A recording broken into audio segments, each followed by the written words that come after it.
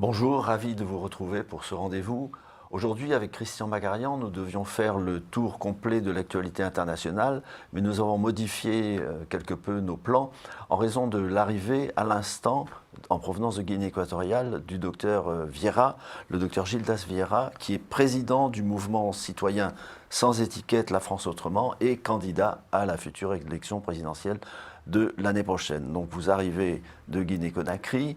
Tout à fait. Nous sommes très heureux de vous recevoir ici et nous allons profiter de la présence du grand spécialiste des questions de politique étrangère, Christian Macarian, pour vous poser quelques questions sur votre candidature. Donc peut-être que Christian va commencer. Si vous voulez, avec plaisir, cher Bernard. Monsieur Vieira, d'abord, bonjour. Bonjour, Monsieur Macarian. Et vous n'êtes pas sans ignorer que votre candidature présente un caractère assez original, parce que, on vient de le dire, Bernard vient de le rappeler, vous avez choisi de labourer le terrain autant en France, puisque vous êtes de nationalité française, vous êtes citoyen français, c'est la condition première pour être candidat. Et tout à fait. Absolument. Mais vous avez choisi de labourer le terrain français, mais aussi le terrain africain, dans une sorte d'interactivité électorale que vous êtes en train d'inventer.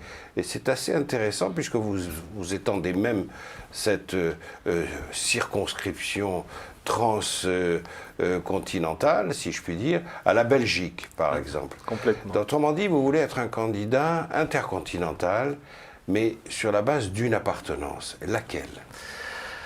Je suis un candidat sans étiquette. C'est une première chose qu'il faut rappeler. Et puis je voudrais simplement vous remercier déjà de m'avoir invité, à Monsieur Volcker, Monsieur Macarian. C'est un plaisir. Je vous regardais à la télé, donc un plaisir de vous connaître.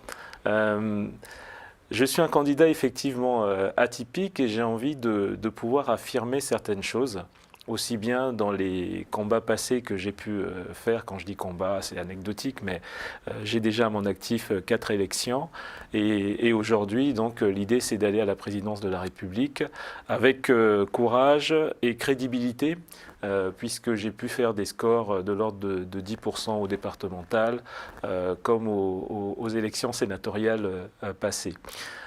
Si je fais l'inverse de ce que mes petits collègues candidats font, c'est simplement parce que j'ai compris aussi certaines choses. Je suis une personne de la diversité et j'ai tendance à écouter Monsieur Zemmour. Je ne devrais pas, je vous l'avoue. Et donc je me dis, lorsqu'on a... Ça prouve votre éclectisme. Je ne sais pas. Mais en tout cas, il dit parfois des choses intéressantes et souvent des choses inintéressantes, mais c'est toujours intéressant de l'écouter. Et voir notre société évoluer vers une certaine interculturalité, faut pouvoir le dire aussi et l'affirmer. Ce n'est pas mettre une société en danger. Moi, je suis un enfant de la France. Je suis élevé par la France, notamment par le secteur associatif. J'aime bien le rappeler. Grâce au Restaurant du Cœur, à la Croix-Rouge, j'ai pu me construire et être ce que je suis. Les électeurs vous demanderont immanquablement, donc je me permets de les préciser, de vous poser la question, quelles sont vos origines parentales, voire en remontant à vos grands-parents? Ah, alors je suis d'origine congolaise et portugaise, voilà. Donc j'ai la chance d'avoir plusieurs cultures, et puis française forcément, puisque je suis ici et bien ici. J'ai la chance aussi d'avoir des enfants métissés, donc je vis dans cette culture plurielle qui m'intéresse. J'aime bien me qualifier comme un citoyen du monde, et je trouve que la France est véritablement un pays qui accueille et a cette caractéristique d'être un pays qui est en train de brasser plusieurs nationalités et de réussir ce brassage, bien que je conviens qu'elle ne réussit pas l'intégration de ces populations. Alors il y a un obstacle très important, il y a plusieurs obstacles sur votre route vers la présidence de la République, en particulier celui des parrainages. Tout à fait. Il y en a un autre, c'est celui des financements. Donc quels sont les moyens que vous avez pour recueillir les parrainages? Il y a un certain Sarkozy qui disait qu'il faut mettre le projet avant l'argent. Autrement, on n'y arrive pas. Sur ces trajets que je fais, ces rencontres que je suis en train de faire, Je trouve qu'il n'est pas si compliqué que ça de pouvoir avoir des finances pour construire un planning politique tel que le mien pour la présidentielle. Et en ce qui concerne les parrainages, je sais que même des groupes comme le Rassemblement national arrivent qu'au dernier moment à les avoir. En tout cas, j'ai la chance d'être sur une liste complètement citoyenne avec des bénévoles et des personnes de très bonne volonté qui donnent des coups de fil tous les jours. Et on est au charbon, comme on dit. Et je sais que plus je vais monter en puissance, médiatiquement aussi, et plus les maires qui me connaissent déjà en région centre, mais certainement d'autres également, vont être sensibles à cette candidature. Je vais me permettre une très mauvaise plaisanterie, c'est le charbon qui fait boule de neige. Oui, peut-être. Mais dans tous les cas, je tiens quand même à replacer notre contexte. Hein, c'est toujours intéressant de le faire. On est dans une France aujourd'hui avec 12 millions, quasiment 12 millions de précaires et presque 6 millions de chômeurs. Donc j'arrive avec une croissance qui est en berne à mon avis, mais en tout cas une inflation galopante. Et nos partis politiques, c'est ce que je disais tout à l'heure, sont plus en déclin qu'autre chose, à mon avis. Et donc, vraiment, j'exhorte les citoyens français qui vivent ces situations depuis une trentaine d'années à se réveiller, en fait, simplement. Parce qu'on est dans une France où 20% des personnes n'ont pas 3 repas par jour, il faut pouvoir le dire aussi. Est-ce que vous comptez vous appuyer sur votre caractère et vos choix interculturels et sur la diversité pour faire valoir ce point de vue? Autrement dit, est-ce que vous vous sentez vous-même comme représentant d'une candidature communautaire ou communautariste, peut-être communautaire d'abord, Oh là là. ou est-ce que vous visez au contraire, comme vous venez de le faire en parlant le discours, en utilisant le discours social, ou est-ce que vous visez tout type de lectorat, indépendamment de toute provenance et de toute appartenance? Très, très clairement, vous savez, j'ai grandi dans les quartiers nord de Blois. Et lorsque j'étais en classe, en 6e, j'étais le seul noir de la classe. Aujourd'hui, la typologie, la sociologie française a évolué. Et lorsque je retourne comme maire adjoint, j'ai eu l'occasion d'aller de temps en temps dans ces collèges. La typologie était complètement inversée, où on avait en tout cas beaucoup plus de mixité. Et lorsque je me promène à Paris au retour de Conakry, je vois bien que la France est bien visible et bien plurielle. Il y en a qui ne souhaitent pas le voir, mais c'est quand même une certaine réalité. Et toutes ces personnes sont des Français. Moi, je ne m'appuie pas sur une communauté et je ne cautionne pas le communautarisme, l'enfermement d'une communauté dans sa culture ou sa manière de faire. Je suis vraiment pour l'ouverture et c'est cette France qui m'intéresse. Donc vous avez davantage un profil universaliste. Universaliste complètement. Alors vous revenez là de Guinée-Conakry, comment ça se passe votre campagne? Vous arrivez, vous avez déjà tout est organisé Oui, j'ai une équipe qui travaille évidemment d'arrache-pied parce qu'on sait que ça ne va pas être simple pour un candidat comme moi. Et donc on prépare les voyages, on prépare les interviews dans les pays où on va être accueilli, on prépare des rencontres avec les différentes personnes qui veulent bien nous accueillir et communiquer pour nous. L'idée, c'est d'aller à la rencontre, comme je le disais, et j'ai rencontré des entrepreneurs, du coup, français, on va dire de souche, même si ça froisse certains, en tout cas des Français de l'étranger, qui ont aussi besoin de reconnaissance et d'avoir des personnes comme nous qui allons les voir dans des pays étrangers pour être reconnus et qui ont des revendications aussi par rapport à leur situation. Et donc c'est plutôt intéressant de brasser ces populations qui existent, dont certains politiques ne tiennent pas compte. Par exemple, en Guinée-Conakry, quel est le potentiel d'électeurs pour vous? Il est énorme en fait. On ne mesure pas, il y a plus de 10% de personnes en France en termes d'électorat d'origine étrangère. Et toutes les personnes que j'ai pu rencontrer en Guinée m'ont forcément dit « Ah bah tiens, j'ai un parent en France, ou j'ai un parent français, ou moi-même j'ai la double nationalité ».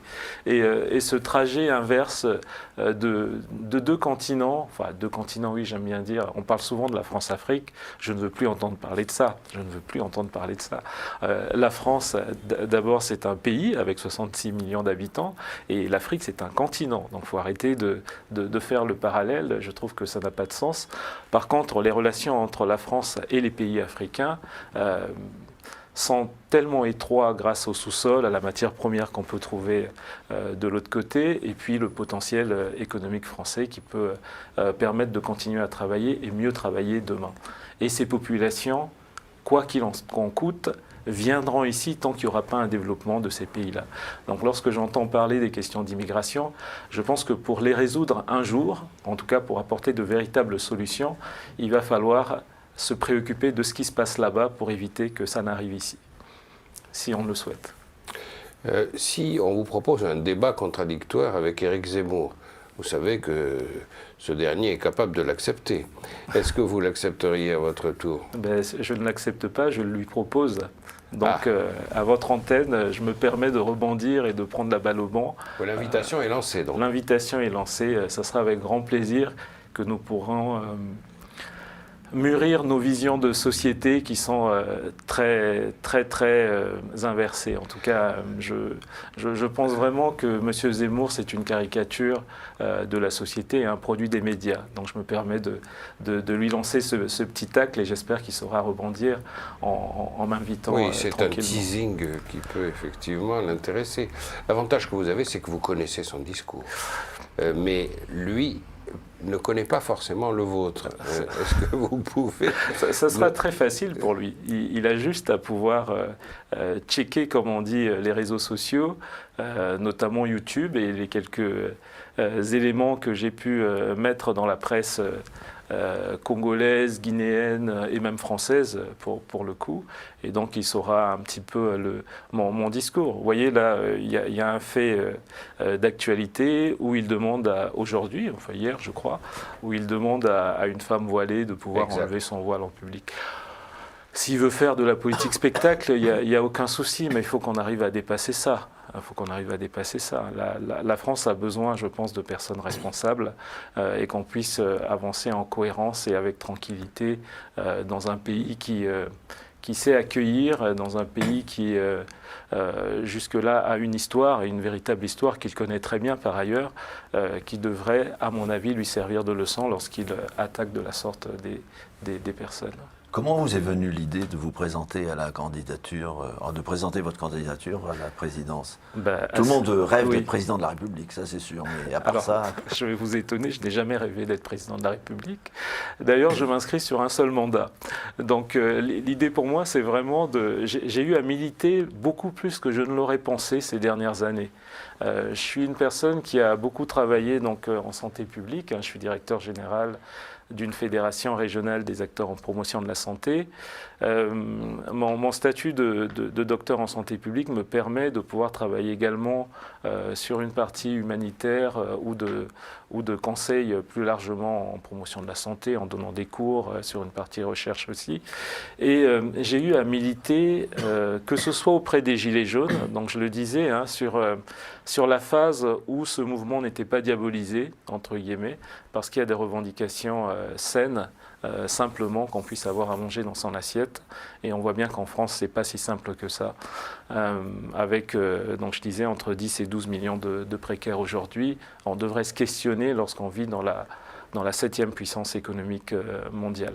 Donc j'ai eu à aller de temps en temps dans la rue. Le pass sanitaire est aussi un de mes combats, non pas parce que je suis un anti-vax, justement, je suis pro-vax, mais par contre, le fait de pouvoir imposer certaines choses, telles que ça a été fait ces dernières années, ne me convient pas. Donc au fil des combats, il y a un groupe qui, puisque je suis président d'un mouvement qui s'intitule La France Autrement, avec des personnes qui m'ont dit Gildas, je pense que tu es assez qualifié pour y aller, il faut que tu y ailles. On a eu une longue discussion au mois de juin dernier et donc j'ai décidé de pouvoir me porter candidat parce que je pense qu'une candidature atypique a non seulement des choses à dire mais une véritable chance d'arriver en responsabilité. À moi de savoir vous convaincre aujourd'hui. Est-ce que vous vous appuyez sur une partie de la population française particulière? Et est-ce que vous allez assumer ce discours-là? Complètement. La partie de la population, au risque de vous étonner, ce sont les jeunes. Ça ne m'étonne pas du tout. Oui. Non, non. Ah oui. Je vous pose la question. D'ailleurs, D'accord. ça me permet de vous demander quel âge avez-vous exactement? J'ai 47 ans, donc depuis peu. Donc vous êtes entre les jeunes, donc vous avez à peu près un peu plus de bouteilles qu'Emmanuel Macron, si je puis dire. Un petit peu plus et surtout un parcours différent quand même. Hein. Moi j'ai les pieds bien sur terre et auprès de la population et je l'ai toujours été. Hein. Donc je vous laisse répondre. Pardon. Voilà. Donc Et la population concernée. ce sont les jeunes parce que les jeunes n'ont pas la vision des politiques et c'est pour ça qu'ils se détournent de la politique. Les jeunes vivent ensemble et quand je parlais de multiculturalité, Ils la pratiquent ils déjà la pratiquent. quotidien. Ils sont là, ça les intéresse plus ces débats d'immigration et autres. Ça les fait rire d'ailleurs. Hein. Je les entends d'ailleurs discuter ça et là. Ils sont sur les réseaux, ça permet de tweeter ou de pouvoir être sur TikTok et de plaisanter, mais ils sont passés déjà à autre chose. Et nous, politiques entre guillemets, puisque je rentre maintenant dans cette caste entre guillemets, on est presque ridicule à trop mettre l'accent sur certaines questions d'interculturalité qui dépassent cette jeunesse qui a envie de s'intégrer et qui vit des situations difficiles. Donc quand je dis s'intégrer, je ne parle pas de la jeunesse issue de l'immigration, je parle des personnes qui vivent en France, des jeunes qui vivent en France, qui ont du mal à trouver un boulot, qui ont du mal à s'insérer dans la vie active, qui ont du mal à tirer leur épingle du jeu de cette société, et on leur vend à côté, peut-être en détournant un petit peu des vraies choses, des petits débats ça et là qui, à mon avis, n'intéressent que la tranche d'âge comme les nôtres, voire un petit peu plus. Quelle idée avez-vous de la place de la France dans le monde? Alors Si vous étiez élu président, ou lorsque vous serez président, Merci. Merci, Monsieur Volker. comment allez-vous orienter la politique étrangère du pays? C'est très délicat de le dire de cette manière-là, mais j'ai peur pour la France. J'ai peur pour la France lorsque je vois Emmanuel Macron faire un sommet France-Afrique avec des jeunes français de différentes cultures et peut-être encore être un peu insultant auprès des chefs d'État africains. Comment? Expliquez-nous comment vous l'avez trouvé insultant. Déjà, il se positionne non pas comme un chef d'État, compte tenu des retours que les jeunes lui donnaient. Je trouve que la France a besoin de quelqu'un qui sait prendre un peu plus de hauteur. Je n'ai rien contre M. Macron, je vous assure, mais je trouvais ça dommage. Et puis, parler d'un sommet France-Afrique, le continent, et avoir des jeunes autour de la table, ça fait du buzz, ça c'est sûr. Mais par contre, ça ne rend pas hommage ni à l'Afrique, qui est un continent, je le répète, d'1,3 milliard d'habitants, qu'on peut caractériser à travers une relation avec un président de la République et quelques jeunes. Dans ces relations, on voit bien qu'il y a des tensions, que ce soit avec le Mali, l'Algérie et d'autres pays encore.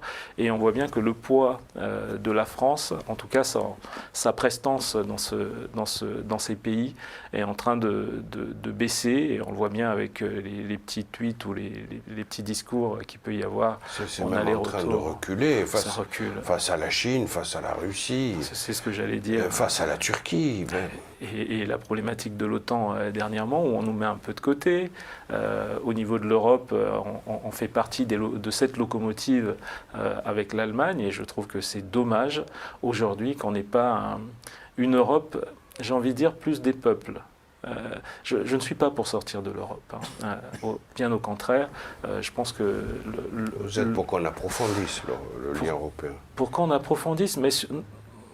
Non, pour qu'on recule un petit peu et qu'on retravaille nos relations au sein même de cette Europe. Lorsque je vois nos agriculteurs souffrir en région centre, alors moi je suis un homme de terrain, je suis élu à la ville de Blois et élu communautaire. Donc lorsque je me promène aller voir des maires ou aller dans des EHPAD Il y a des questions qui me tiennent vraiment à cœur, on n'aura peut-être pas le temps d'en parler, mais une société qui ne sait pas prendre en charge ses aînés, c'est une société qui est malade, j'aime bien le dire, mais là on a un vrai travail à faire.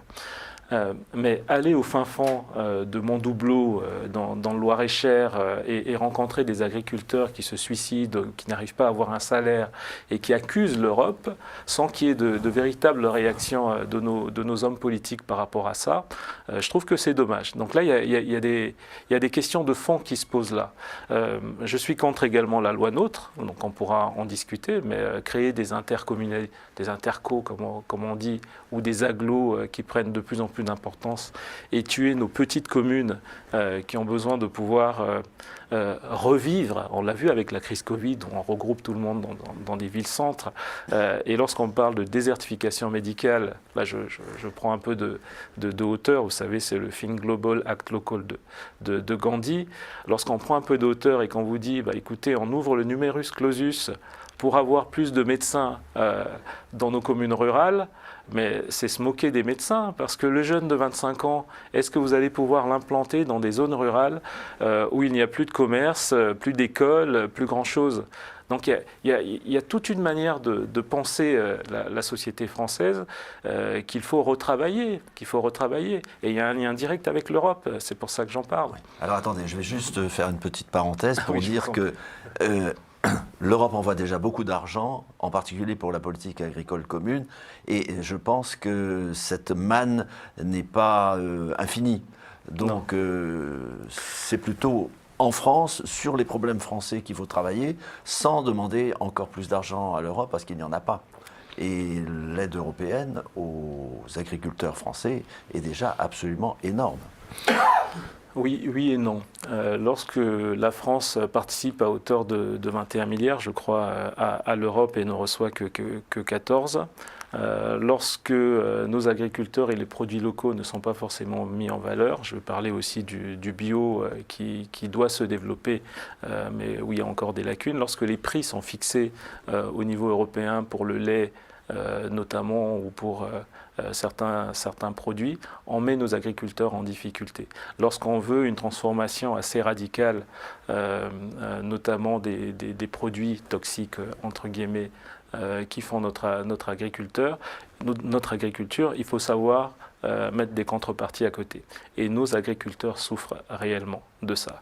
Donc c'est bien beau de parader au salon de l'agriculture, ça je vois bien nos politiques le faire, mais aller sur le terrain, les rencontrer, ces personnes ne touchent, pour la plupart, je ne dis pas tout le monde, hein. Il y en a qui ont des grandes concessions et qui s'en sortent. Mais pour beaucoup, c'est très très difficile et il n'y a pas assez de contrepartie. Moi, je vois déjà, vous avez déjà tout le vocabulaire du candidat, c'est parfait. Vous n'échapperez pas à la classification médiatique inévitable. Oui. Êtes-vous de gauche? Êtes-vous de droite?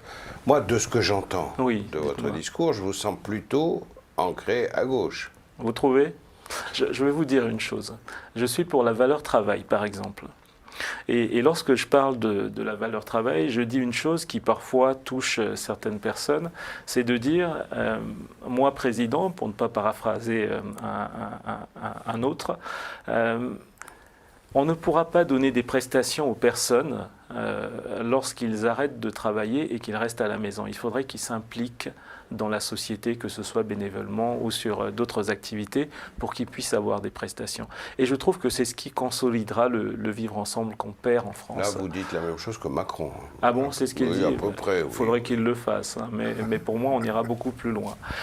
J'ai joué au foot à un temps, aujourd'hui je suis dirigeant, et je trouve qu'on manque de bénévoles. Je vous ai parlé de la vie associative, des Restos du Cœur et autres. Il manque cruellement de bénévoles et de personnes pour les aider. Et à côté de ça, on donne quand même beaucoup de prestations à des personnes qui restent à la maison et qui attendent d'avoir épuré, puisqu'on a un système qui déconne parfois, il faut le dire comme ça, pour pouvoir épurer leurs prestations avant de se retourner au travail. Vous voyez. Dernière question, c'est peut-être pas complètement de gauche ça, mais ça peut se discuter. Bon, supposons que vous passiez la barre du premier tour, oui. Sur qui vous reporteriez au deuxième tour, si c'est Emmanuel Macron par exemple? Là encore, je pense que je vais gagner. Sincèrement, j'ai un profil pour être le changement de demain. Et je pense que la France attend quelqu'un qui est en capacité de dire les choses et de les faire et de ne pas pratiquer la langue de bois. En tout cas, vous avez le moral, ça c'est Oui, bien. c'est gentil, merci. Et vous avez aussi de bons arguments, donc nous allons suivre avec intérêt votre campagne à Télésud.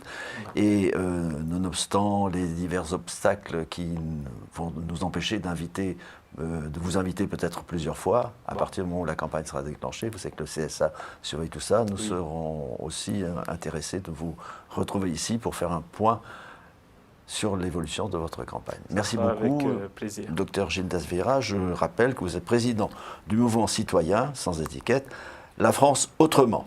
Oui, Voilà. peut-être Oui. un tout petit mot. Je fais un premier meeting sur Paris, à Montreuil, le 27 novembre. Donc j'invite tous ceux qui ont envie d'entendre autre chose que ce qu'on vous balance sur BFM et CNews à venir me rencontrer. Merci beaucoup, Dr Vieira. Merci, Christian, Merci, d'avoir été Bernard. le grand témoin de cet événement. Et merci à vous, chers téléspectateurs, d'avoir assisté à cette émission. Merci à vous.